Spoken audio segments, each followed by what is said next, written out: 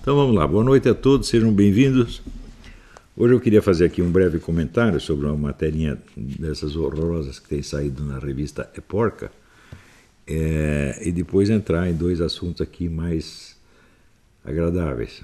Um livro que o Ronald Robson acabou de escrever a respeito da minha filosofia, né? E outro, uma breve continuação daquilo que eu dei na penúltima aula, sobre a definição da filosofia, né? Então aqui na Eporca sai uma matéria assinada por um sujeito chamado João Pedro Sabino Guimarães, o qual não existe e que é o pseudônimo de um grupo de professores universitários. E eles pegam um trechinho meu e querem mostrar que aquilo tem um sentido racista. O parágrafo é: os intelectuais de elite, brancos, negros ou mestiços, são culpados de cultivar no povo negro, por oportunismo ou perversidade, ilusões quase demenciais quanto ao valor da cultura afro. A contribuição básica dos negros ao Brasil foi dada através do trabalho escravo e foi uma contribuição material e não cultural. Está vendo? Ele está rebaixando os caras, dizendo que eles são só capazes de trabalho material. Eu não falei isso, eu disse apenas que a contribuição material é imensamente maior do que a contribuição cultural. E é uma coisa óbvia. Por quê?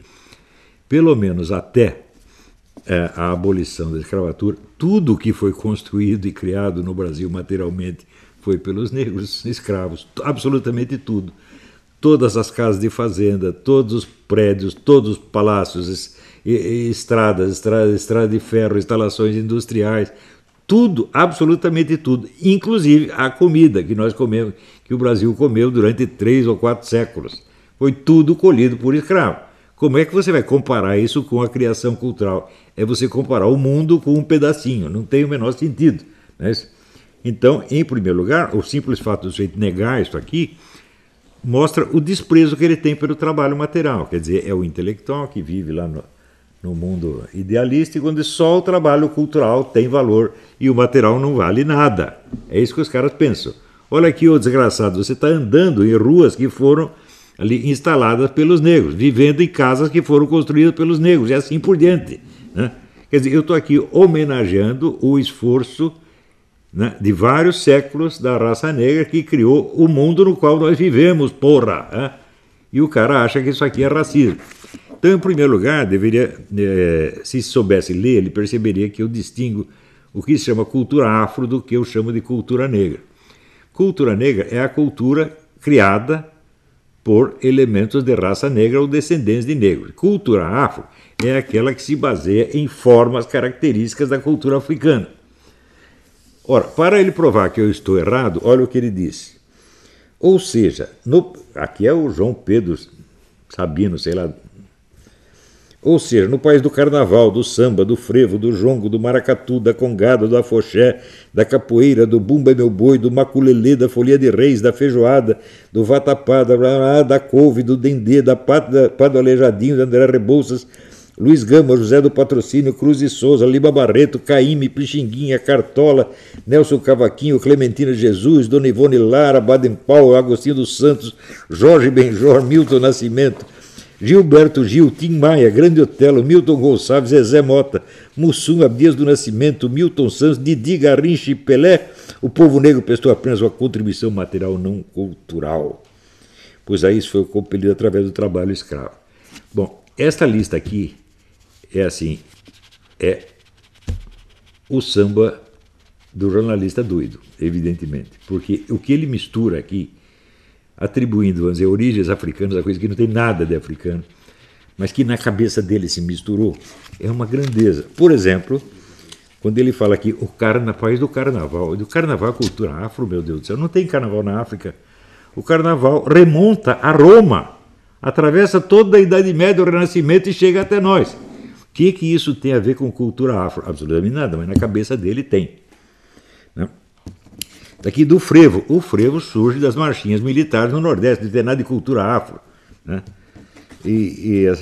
Assim vai. O Bumba Meu Boi. O Bumba Meu Boi é uma festa europeia, meu Deus do céu, eminentemente portuguesa, né? A Folia de Reis também remonta a séculos na Europa, né? E daí ele entra aqui nos autores. Aleijadinho. Meu Deus, o que o Aleijadinho faz? Ele faz estátuas barrocas. Da onde veio a cultura barroca da Espanha e da Áustria? O que isso tem a ver de cultura negra? Daí ele entra nos autores, né?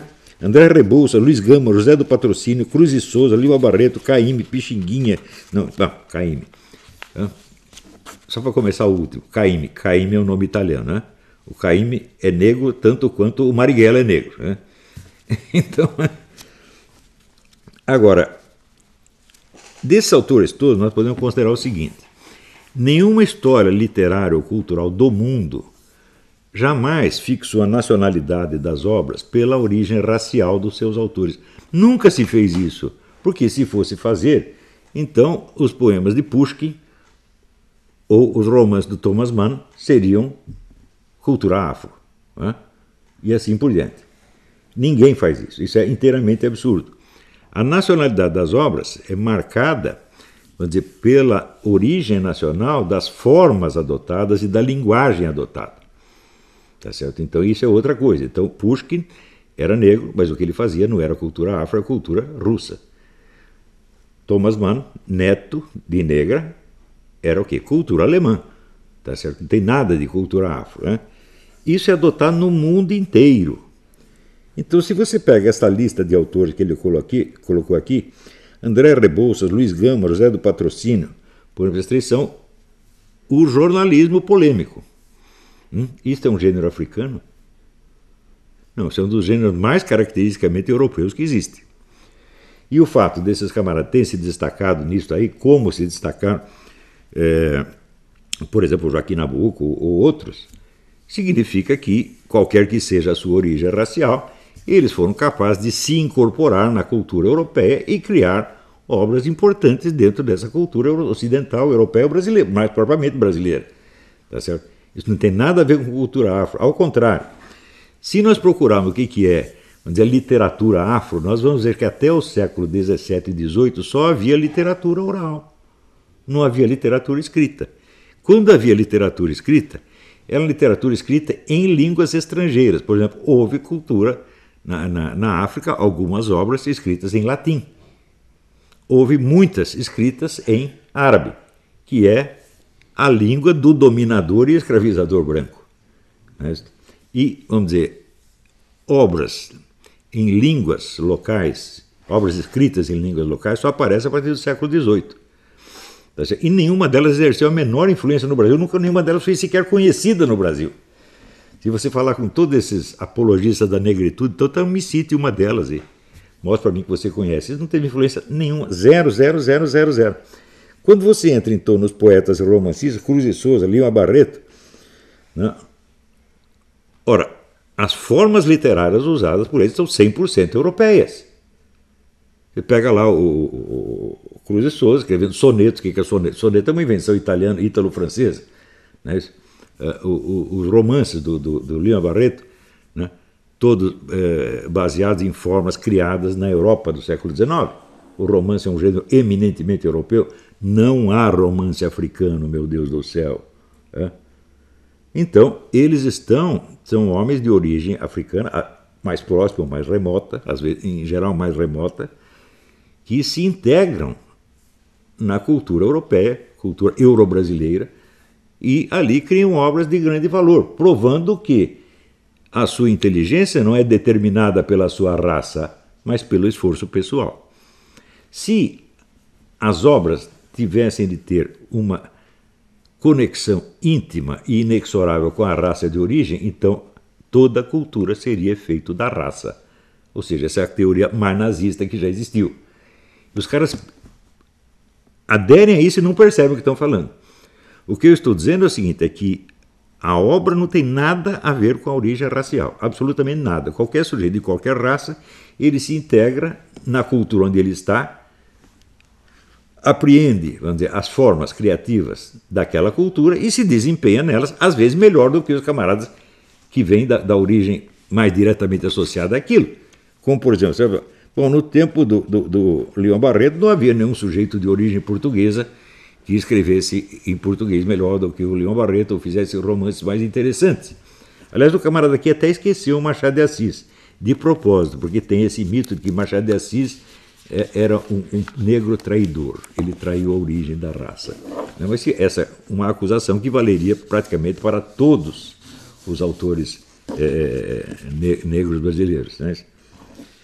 Agora, o mais bonito é o seguinte, é aqui, entre os valores da cultura afro, que ele disse que eu ignorei, está aqui, Didi, Garrincha e Pelé. Isso quer dizer que brasileirinhos jogando um jogo inglês são cultura afro? Pode haver uma coisa mais estúpida do que essa?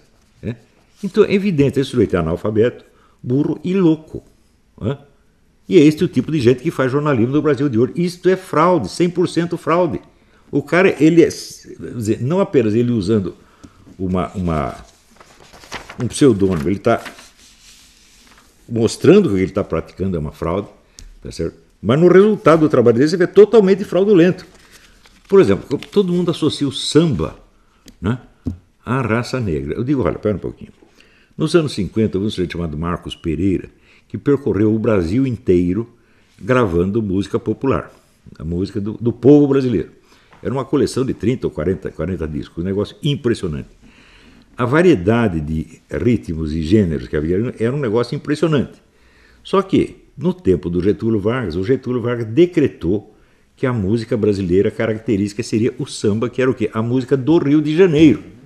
O samba não era mais preto ou menos preto do que qualquer dos outros gêneros, onde havia coisas de origem portuguesa, de origem europeia, de origem indígena, de origem africana, tudo misturado. Mas daí se criou esta imagem do samba como a música brasileira. Isto foi iniciativa de um governo que era simpatizante do Eixo. O desfile das escolas de samba segue uma parada militar? Claro, o desfile da escola de samba era o substitutivo da parada militar. Então foi tudo uma invenção de um governo, isso não tem nada a ver com uma origem afro. Agora, esse camarada sabe alguma dessas coisas? Absolutamente nada. Agora, ele cita como cultura africana várias comidas, né? Inclusive a feijoada. A feijoada foi conhecida em toda a Europa medieval, com outros nomes, evidentemente, e a única diferença da feijoada brasileira é que usava o feijão que nascia no lugar, que era o feijão preto. Então, talvez a pretitude do feijão seja a marca africana do negócio. É absolutamente ridículo, né? Feijão afro. É o feijão afro porque é preto, né? Não tem, é coisa de absolutamente louco. É pueril, é louco, é inculto, é charlatão, é um vigarista. E todos os que assinam com este pseudônimo são todos vigaristas. E a revista Época é todinha uma revista de vigaristas. Não tem nada sério ali. Agora, a influência africana na nossa culinária é por um motivo muito simples. Durante 2 ou 3 séculos, todas as cozinheiras eram africanas, meu Deus do céu. Só quem ia para a cozinha era a escrava, e ela fazia a comida do jeito que ela sabia. Então é claro que introduziu elementos que trouxe da África, inclusive algumas plantas que trouxeram da África, né? Então, por exemplo, se você pegar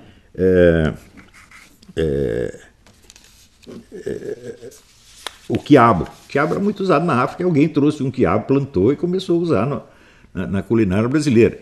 E o que é isso aqui? Isso aqui é cultural ou é material? A comida que elas faziam era cultural? Né? Era uma comida só intelectual? As pessoas comiam com a inteligência ou comiam com a boca? Né? Então, está confirmando o que eu disse. A grande obra deles foi o material. Eles construíram o Brasil. Construíram, inclusive, do ponto de vista culinário. Né? Ora, e a contribuição propriamente afro é inteiramente no ramo das diversões públicas. Chamar isso de cultura só é cultura no sentido antropológico, não no sentido pedagógico. Você não vai dizer aqui que, sei lá, Clementina de Jesus faz parte da alta cultura brasileira, como faz as obras do Lima Barreto ou do Machado de Assis. Quer dizer, confundir diversões públicas com cultura já é coisa de imbecil. E quando você vai ver aqui, só se pode falar realmente de uma cultura afro nas diversões públicas. E em mais nada. Mesmo porque as obras, vamos dizer, mais intrinsecamente ligadas à cultura afro, propriamente dita, elas só começaram a ser conhecidas no Brasil graças a um sujeito que era um branco judeu francês, que é o Pierre Verger. Antes ninguém conhecia nada disso. E até hoje isso não exerceu a menor influência na nossa literatura. Não há um autor brasileiro que escreva num gênero africano. Nada. Zero, absolutamente zero. Você pode usar materiais, como na música se usa, por exemplo, um ritmo, uma melodia, e integra dentro de uma forma criada por uma outra cultura mais desenvolvida. Se você pegar ali no Vila Lobos, por exemplo, você tem várias melodias ou ritmos que saíram de origem africana ou de origem indígena. Digo, mas escuta, mas a estrutura da polifonia é 100% europeia. Né? Ou vai dizer, você pegou uma cançãozinha portuguesa e integrou numa polifonia africana? Alguém já fez isso? Nunca fez. Então você tem a diferença entre o material usado e a estrutura maior na qual aquilo se integra. E aquilo que se integra absorve e transcende, evidentemente. Né? Então, não se pode levar a sério essa gente. Isso aqui é a cultura média da universidade brasileira. Então, por outro lado, tem aqui um artigo meu, se você também, pelo menos se preocupasse em conferir o que eu disse num lugar com o que eu disse no outro, o que eu disse depois do que eu disse antes, ele veria que eu uso a expressão cultura negra exclusivamente no sentido da contribuição de autores de origem negra, de raça negra, a formas culturais que de negras e de africanos não tem nada, que é como é o caso do Lima Barreto, Machado de Assis, etc. E uso cultura afro apenas no sentido das formas que têm origem na África. E a influência da cultura afro nesse sentido é exclusivamente diversão pública. Não tem nada mais. Ora, então vamos desprezar esse pessoal porque ele só contribuiu para diversões públicas? Não, porque eles contribuíram para a alta cultura, na medida em que se mostraram capazes de absorver as formas criadas por uma cultura mais desenvolvida e produzir nela grandes obras, às vezes melhores, muitas vezes melhores do que aquelas produzidas pelos camaradas que racialmente tinham a mesma origem dessa cultura. Tá certo? E, além disso, a contribuição material que eu disse, a contribuição material, gente, é o Brasil. Esta gente fez o Brasil. Nós andamos nesse Brasil, moramos nesse Brasil. É esse Brasil que nos protege da chuva, tá certo? E nos protege da fome. É isso que nós devemos a esses negros. Nós temos que ser gratos a eles pelo imenso sacrifício que fizeram para nos dar coisas das quais eles mesmos não podiam desfrutar. Quando você vê, por exemplo, a diferença da Casa Grande e da Senzala, tá certo? Nós éramos morar na Casa Grande ou morávamos em casas urbanas, etc. E eles não. Se você pegar, por exemplo, a arquitetura afro, em vários países da África desenvolveu cultura, construções de barro, que faziam prédios de 5, 6 andares de barro. O que veio disso para o Brasil? Nada. Toda a nossa técnica arquitetônica é europeia, todinha ela, especialmente portuguesa. Os negros aprenderam essa técnica e construíram milhões de edifícios nesta técnica. Então, significa a influência da arquitetura afro é zero. Né? A indígena teve até um pouquinho mais, através da Casa de Sapé, essa coisa, tudo isso é indígena. Então, não há o que discutir com essas pessoas. A Universidade Brasileira é uma organização 100% fraudulenta. Olha, eu sei, por exemplo, de 600 mil diplomas falsos vendidos por universidades brasileiras. Isso é o suficiente para fechar todas elas. Né? Então, esta coisa dos alunos, 50% de alunos serem analfabetos funcionais, há uma certa divergência. Uns dizem que é 50%, outros dizem que são 38%, mas belo consolo esse aí. Hein? Então, isto aí já mostra que essas universidades estão comendo dinheiro público para destruir a cultura brasileira e para espalhar charlatães e vigaristas pela sociedade. São todas organizações criminosas e nada mais. A contribuição delas à ciência universal é nula. O Brasil é o país que mais produz trabalhos científicos e onde esses trabalhos científicos menos são lidos no exterior. Por quê? Porque não tem contribuições. O gênero deles é mãe, olha eu, mãe, olha que eu passei na faculdade.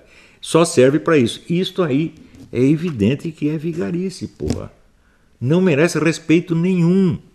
Quando você vê essa gente como essa Débora Diniz, olha aqui, desafio para um debate, olha aqui o meu currículo Lattes. Vai ver o currículo Lattes, quantas coisas foram citadas. Ela teve 53 citações em 10 anos. Um cientista bom tem 53 citações por semana. Né? Eu tenho há mais trabalhos escritos a meu respeito em universidades do mundo que a respeito da dona Débora Diniz. Agora mesmo está saindo o livro do Ronald Robson, Conhecimento por Presença, Introdução à Filosofia do Olavo de Carvalho. Um livro de 450 páginas, mostrando temas da minha filosofia que todos esses idiotas, Déboras Dinizes e similares, desconhecem por completo. Eles leem assim um post do Facebook e dizem: isso aqui é a filosofia do Olavo de Carvalho e eu vou derrotar isso aqui. Né? Então, eu vou dar uma lida aqui no sumário, para você ver a imensidão de temas. Né? Aqui, sumário. 1. O indivíduo situado. 1. Ideal e razão. 2. Personalidade humana e história. 3. A vontade. 4. A forma biográfica. 5. A procura do filosofema. 6. Lógica e vida. 7. A comunicação da realidade vivida. Confissão. 8. A teoria dos 4 discursos. 9. Narrativa divina e descrição humana. 10. Poesia e filosofia. 11. Limites da linguagem. Você já viu algum desses professorzinhos universitários discutindo alguma coisa dessa? Eles nem leem, não são capazes de ler, não são capazes de entender o que eu estou explicando, meu Deus do céu. Capítulo 3, presença. 1. O lugar desde o qual falo. 13. A tripla intuição e o intuicionismo radical. 14. Dialética simbólica. 15. O encontro com a presença. 16. Da contemplação amorosa. 17. A técnica filosófica. Capítulo 4. O mundo dos princípios. Ser e conhecer. A crítica da crítica de Kant. 20. Fato concreto, círculo de latência e depuração abstrativa. 21. Imaginação e unidade do real. 22. Perdão e possibilidade. 23. O que é um milagre. Capítulo 5. O mundo histórico. 24. A revelação histórica. 28. Problemas de método nas ciências humanas. 26. O sujeito da história. 27. Ação política e tipologia espiritual. 29. Translatio Imperia, mudança do centro do império no mundo. Capítulo 6, Revolução, Paralaxe cognitiva, a mentalidade revolucionária, revolução cultural, triunvirato global e assim por diante.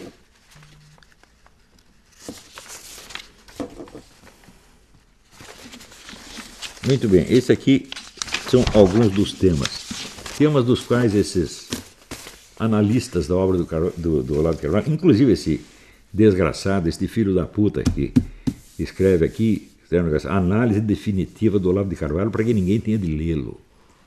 Você já viu isso? Você fazer análise de um filósofo, não para que as pessoas leiam a obra dele, mas para que não leiam. Ele não quer que leiam. Né? Agora, você acha que esta porcaria escrita por este semi-analfabeto pode substituir a minha obra? Por favor, dê uma olhada na tese aqui do Ronald Robson. Há outras teses universitárias publicadas a respeito da minha filosofia. Tem a do Bruno Garchagen, tem a do Luiz Virgílio Della Rosa, tem um monte. Agora, esses filosofinhos brasileiros, sobre os quais ninguém escreveu análise nenhuma, porque não há o que analisar na filosofia deles, vem se fazer de importante para cima de mim? Né? Agora você pensa que é só filosofia universitária que faz? Não, o general também faz. Mesma coisa, está no mesmo nível. Né? Quer dizer, é um bando de semi-analfabeto metido, exibido, que nunca fez nada e que me julga, por exemplo, pelos critérios da atividade deles. Eles acham, por exemplo, que eu quero influenciar os ministérios, que eu quero interferir na política, que eu quero eleger deputados e senadores. Eu, meu filho, nunca quis nada disso. Eu só quis fazer uma coisa na minha vida, eu quis fazer uma fábrica de gênios, e já fiz, e está funcionando a todo vapor. A produção dos Olavetes, em qualidade, é muito maior do que a produção de todas as universidades brasileiras somadas. Quem nas universidades brasileiras é capaz de fazer um treco desse? Ou fazer como o livro do Flávio Gordon, ou o livro do Morgenstern, tá certo? Ou esses trabalhos que o Silvio Grimaldi está fazendo, e dezenas de outros. Nós já superamos isso aí. A época da Universidade Brasileira está encerrada. Nós iniciamos uma outra era. Uma era onde não há vigarismo, não há vigarice, não há verba pública, não há comissão de verba, não há interbadalação mafiosa, não tem nada disso. Nós estamos trabalhando para valer. É isso que eu estou fazendo. A situação política de agora, ela vai passar, gente. E os personagens que hoje estão brilhando, daqui 10 anos ninguém lembrará do nome deles. Você pega todos esses ministros aí, ninguém vai lembrar do nome deles, nem de nenhum general. Agora, no Brasil é o seguinte, o sujeito acabou de virar general, já vira grande general. Grande general, para mim, é Alexandre o Grande, é Napoleão Bonaparte, é Júlio César, é o general Lee, o general Grant, esses são, né? Esses são grandes generais. Agora, o sujeito que jamais comandou sequer uma batalha de travesseiro, pelo simples fato dele, general já é grande general, prove que é grande, rapaz. Primeira coisa que você tem que fazer para provar que é grande é ver se vocês têm a coragem de encarar a realidade histórica da sua própria existência. Isso que eu estou dizendo agora, não estou dizendo nada contra as Forças Armadas. Eu estou restaurando a verdade histórica, dizendo é falso que algum dia as Forças Armadas tenham salvado o Brasil do comunismo. Ao contrário, elas entregaram o Brasil ao comunismo. Elas destruíram o anticomunismo e entregaram o Brasil ao comunismo. Já fizeram isso uma vez e estão querendo fazer de novo, com esta teoria de que nós temos que agora entrar em acordo, dar as mãozinhas, ser todo mundo bonzinho. Digo, escuta, o cara que pensa isso, que é o general Vilas Boas, ele tem alguma ideia da influência que a China e o eurasianismo russo têm sobre a esquerda brasileira? Ele acha que 2 beijinhos de general vai mudar a orientação da China comunista ou do eurasianismo russo? Ele vai lá, troca 2 beijinhos com o Pedro Bial e pronto, a China mudou, ela não interfere mais. O que é isto, gente? O sujeito que acredita que pode haver com a China um comércio sem implicações político-militares, ele acredita que pode haver uma trepada sem implicações sexuais. Quer dizer, é um raciocínio de criança. Nós não podemos mais aceitar que pessoas de relevo na sociedade pensem como criancinhas. Raciocinem baseados neste desejo de autoglorificação e não na realidade. Nós não podemos mais aceitar isso. Nem da parte dos comunistas, nem da parte dos militares, nem da parte dos jornalistas, nem da parte de acadêmicos, nem de ninguém. Veja, nós estamos com um problema sério. Por exemplo, toda esta coisa, vamos dizer, da reforma da Previdência, é para discutir com seriedade, gente. Se você tem alguma objeção ao plano do Paulo Guedes, você vai lá e prova que não vai dar certo. Até agora, tudo que eu ouvi contra isso é só besteira, é só infantilidade. Isso não quer dizer que eu gosto do plano em todos os seus aspectos. Não estou falando do gostar ou não gostar. Eu estou falando do negócio que se chama fazer conta, porra. É aquele negócio do Pierluigi Piazza, tá entendendo? Você tem que aprender aritmética elementar, senão não vai, porra. E, vamos dizer, a tempestade de autoexibição que está tendo no Brasil é uma coisa impressionante. Por exemplo, quando aqueles meninos foram para a China, recém-eleitos, será que eles queriam realmente entregar ao serviço de inteligência chinês as identidades de todos os brasileiros?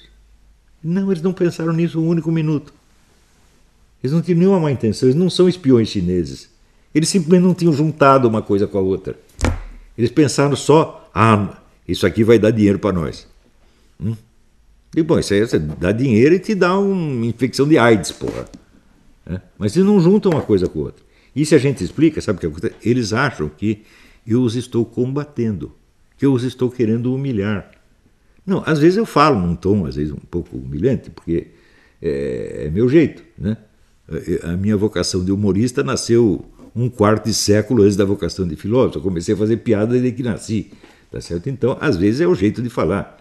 Mas você, por favor, tem que ter um pouco de compreensão. O que é uma figura de linguagem, o que é uma afirmação literal. Está difícil isso hoje, né? Então, é verdade que eu confesso a vocês, eu não ajudo a pessoa. Às vezes, se você disser as coisas de uma maneira mais amável, mais gentil, você vai convencer melhor. Eu digo, sim, é verdade, você convence melhor, você nunca vai ter certeza se o sujeito aderiu à verdade ou ao afago que você fez. Então, para evitar isso, eu digo as coisas assim, pão, queijo, queijo. E às vezes pode doer um pouquinho, mas eu não estou falando para destruir ninguém. Eu não sou candidato a nada, gente. Eu não estou disputando o poder de Estado. Pode ficar tudo para vocês gostam. Ô general, você gosta, os ministros, você gosta, o deputado, o senador, você gosta. Eu não gosto. Eu nem gosto que os meus alunos estejam aí. Por quê? Eles são úteis, eles fazem coisa boa, mas eles só recebem facada nas costas. Tá certo? Então, é bom para o Brasil, mas é ruim para eles. Então, nem eu quero estar aí, nem quero que os meus alunos estejam. Mas se eles estiverem, eles farão como o Carlos Nadalim, que fez simplesmente o melhor plano de alfabetização que esse país já teve. Não há entre esses generais ninguém tão capaz quanto os meus alunos. Ninguém em esfera nenhuma.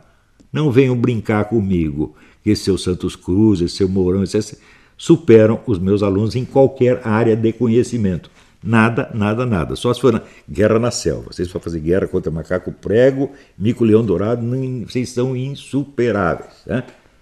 Agora, para que serve isso eu não sei.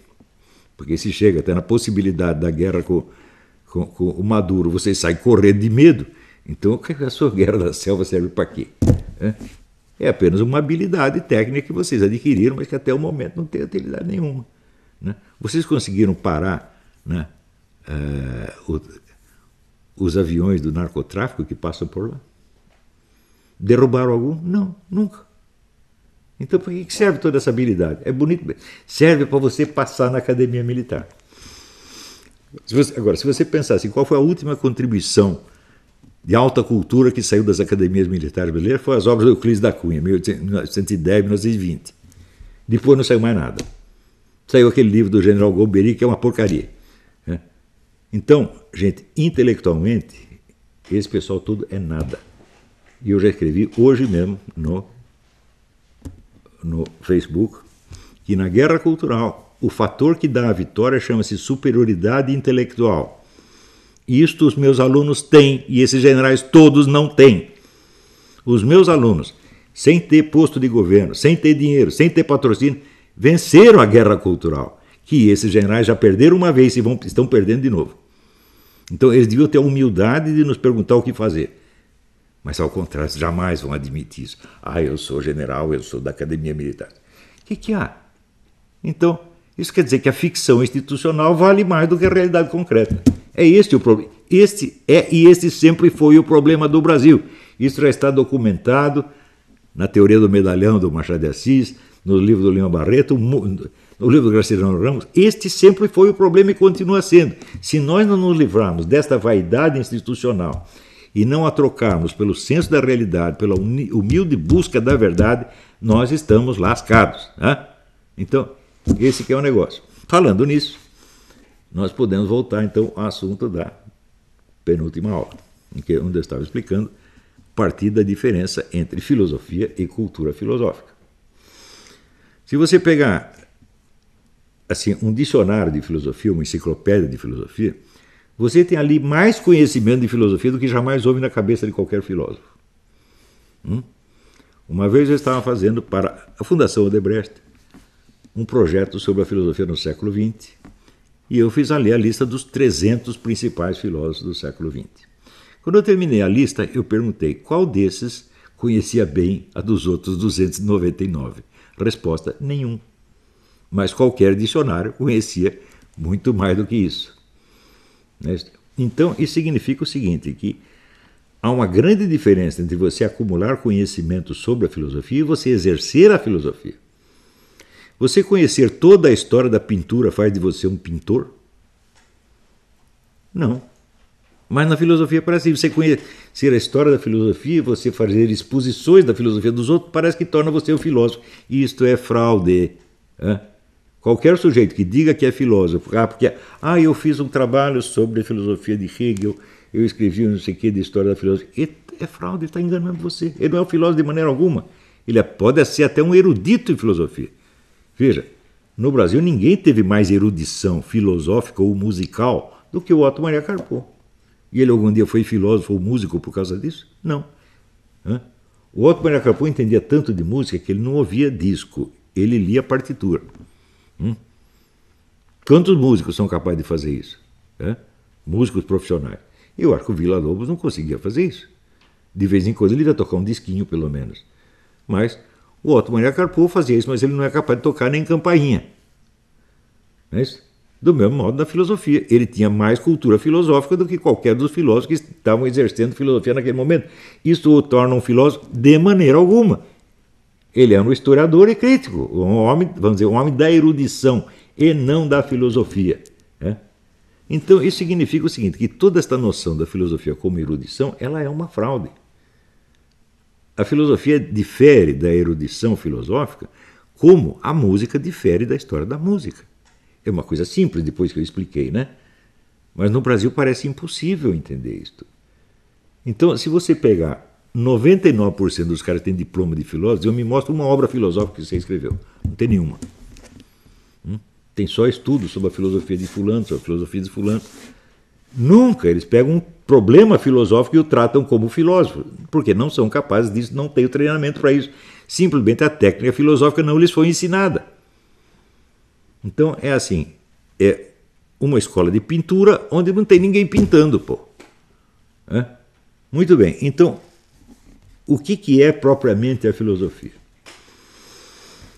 Nós não podemos acompanhar, por exemplo, se você pegar a Introdução à Filosofia do Battista Mondin, que é um autor italiano bastante conhecido no Brasil, ele vai dizer que as ciências se ocupam de aspectos seletivos da realidade, ao passo que a filosofia se ocupa do todo. Mas que raio de todo é este, se nem o todo da própria filosofia o filósofo consegue conhecer? Então não pode ser isto. E, no entanto, esta ambição abrangente faz parte da filosofia. Isso quer dizer, um filósofo pega a totalidade do conhecimento que seja acessível a ele. E o que ele faz com isto? Ele cria dentro disso um senso de harmonia. Harmonia cognitiva. Não quer dizer que ele vai reunir tudo numa doutrina abrangente, totalmente lógica, que prove tudo do começo até o fim. Já tentaram fazer isso, não dá certo. Então, não se trata, vamos dizer, da coerência lógica, mas da harmonia. Harmonia é um conceito eminentemente estético. Isso quer dizer que a harmonia não é só a coerência da doutrina filosófica. Uma doutrina filosófica pode ser inteiramente coerente em si mesma e ser totalmente divergente da realidade. Eu vou te dar um exemplo. A doutrina de Spinoza é assim. Ela busca a coerência lógica no grau máximo possível. E daí, no fim, ela vai dizer: o conhecimento por experiência não nos ensina nada. Então, isso quer dizer que só a lógica do Spinoza ensina alguma coisa. O resto, tudo que você viu, que a ciência descobriu, tudo não ensina nada. Então, o sujeito é evidentemente doido. Né? Quer dizer, ele criou um universo abstrato e ele acredita que só aquilo é realidade. Fora daquilo não há realidade nenhuma. Bom, o que ele está fazendo, você não pode dizer que não é filosofia. É filosofia, mas é evidente uma péssima filosofia, porque a noção de harmonia que ele tem é reduzida à coerência lógica interna do discurso. Ora, se você reduz a harmonia a isto, então não se trata de uma harmonia cognitiva real, de um sujeito real. Trata-se apenas da harmonia entre papéis, entre coisas escritas.